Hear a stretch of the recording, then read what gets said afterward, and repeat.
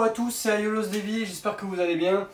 Aujourd'hui, vidéo live, vidéo dans le cœur de mon temple de Corona, donc mon projet que je vous ai annoncé il y a quelques temps. Et aujourd'hui, je voulais juste vous montrer un peu le début du temple, et surtout l'inauguration de ce temple qui est prévu du coup pour dans quelques semaines, quand il sera complètement terminé. Je prends mon temps. En ce moment, je gère mes petits, le travail et ma pièce. Ici, vous l'avez reconnu, je ne sais pas si vous l'avez vu de loin, mais je pense que vous l'avez reconnu. C'est notre ami Bayan qui est arrivé la semaine dernière de chez Kodai Aniki, donc mon fournisseur officiel, on va dire. Je paye les figurines, hein, rassurez-vous. Mais c'était important de vous la présenter et j'ai hésité. Est-ce que c'était celle-ci que j'allais faire en premier? J'avais deux figurines en ma possession. Celle-ci est la Yoga GT EX, que je n'ai toujours pas ouverte. Mais en voyant la vidéo de The CNS, ça m'a vraiment hypé à mort. Dans le sens où j'avais vraiment envie de la monter. Et bien c'est ce qu'on va faire. On va la monter. On va pas la monter en direct, vous me connaissez. Je vais juste faire moi un petit brief comme ça, et après je vous montrerai quand elle est montée et je vous la montrerai après en vitrine. Je vous donnerai mon avis sur la figurine. Bien, pas bien, déçu, pas déçu. Mais en tout cas, il était important pour moi de vous montrer cette première figurine dans mon temple, et ça restera du coup, Bayan de l'Hippocampe sera la première du temple de Corona.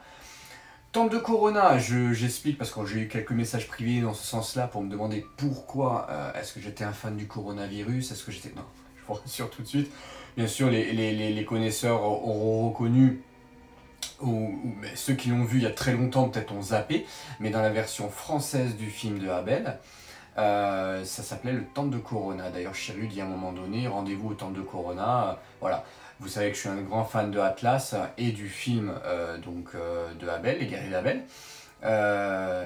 Et je voulais vraiment que mon temple à moi, enfin mon sanctuaire, ma petite pièce à moi, qui n'est pas très grande, mais se nomme comme ça puisque je suis un grand fan de ce film-là, je l'adore, je sais qu'il est décrié, je sais qu'il y a beaucoup de gens qui disent que les OAV c'est n'importe quoi, etc.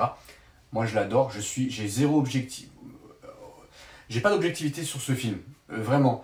Je rigolais encore hier soir en parlant sur un post Messenger où je suis, mais vraiment zéro objectif. Alors je suis quelqu'un de très objectif à la base, mais là pour ce film-là, d'ailleurs vous voyez, c'est la musique. Ce CD-là, il tourne en boucle parce que je trouve que la musique de Seiji Yokohama est vraiment magnifique. De toute façon, tout est magnifique dans ce film.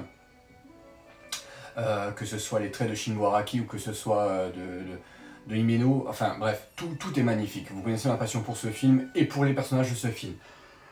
Donc lui, on va le monter, il n'a rien à voir avec Atlas, il n'a rien à voir avec le temple, mais c'est Poséidon et c'est une marina que j'attendais pas spécialement, mais vu les premiers retours, je pense qu'il a l'air d'être quand même super beau, super sympa.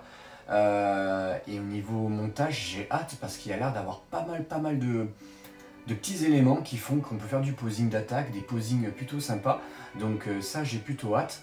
Et ensuite, voilà, on va voir un peu comment ça se profile, on va voir un peu comment je vais pouvoir le mettre dans ma vitrine aussi, puisque je suis très limité en niveau place. Il va falloir que je trouve une solution dans ma vitrine Poséidon, qui est déjà en place celle-là. Voilà, les vitrines sont juste à côté, il y a pas mal de choses en place déjà, mais pas avec des poses définitives. Donc comme je vous ai dit, je vous ferai une petite vidéo de vitrine au fur et à mesure, de façon à ce que vous puissiez voir l'avancement. Non que j'ai envie de vous montrer ma collection et vous dire, vous avez vu, moi j'ai beaucoup de figurines, etc. Vous savez que je suis pas dans ce principe-là. Je suis plus dans un principe de partage. Et aujourd'hui, cette pièce-là, c'est ma thérapie à moi un peu, si vous voulez. C'est un peu mon côté où ça me fait sortir un peu de ma bulle et de mon travail, etc. Et des problèmes perso et voilà, de la vie de tous les jours. Je m'y enferme pas dedans, loin de là, mais ça me permet d'avoir mon petit coin à moi. Je vous le montrerai au fur et à mesure, vous me direz si ça vous plaît pas, du moins si vous voyez quelque chose à améliorer, n'hésitez pas, vous savez que j'aime bien échanger moi, donc n'hésitez surtout pas, si vous voyez qu'il faut, vous voyez qu'il y a un truc qui va pas, ou qu'il y a une pause qui vous pensiez que c'est mieux, n'hésitez pas, moi je suis ouvert, je ferai toujours les pauses qui me plaisent, mais il peut y avoir des petits conseils qui peuvent être sympas. On y va, On monte ça, et en même temps je vous montre mon t-shirt, parce qu'il est quand même super sympa celui-là. Je vous dis à tout de suite pour le montage, et ça va être un bon moment je pense. A tout de suite les amis. Et voilà, montage est terminé. Le montage est terminé. Bah, elle est là. Elle est là. Je vais vous la montrer. Je vais vous la montrer en musique. Je vais vous la montrer un peu, un peu plus près. Je vais juste vous donner mon avis avant toute chose. C'est une super marina. Vraiment, vraiment. C'est vraiment une super marina que nous a fait Bandai encore. Un plaisir à monter comme toutes les marinas jusqu'à présent. Hein. Honnêtement, j'en ai eu aucune ou qui a été un peu compliquée. Alors peut-être Scylla où j'avais eu mon problème de bras, mais elle a été quand même un plaisir à monter. Honnêtement. Pourtant, je suis pas un grand fan, vous le savez, de l'arc Poséidon.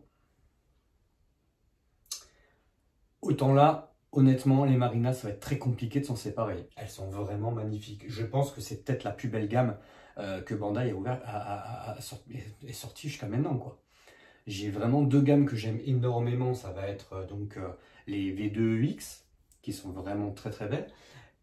Et les marinas, je pense vraiment que elles font partie vraiment des plus belles. Et en plus, à manipuler, c'est une pure merveille. À poser, alors celle-ci, honnêtement, je suis resté sur une pose assez classique d'attaque où j'ai voulu mettre ma touche, vous verrez, alors je le trouve tellement beau, pas casqué en fait.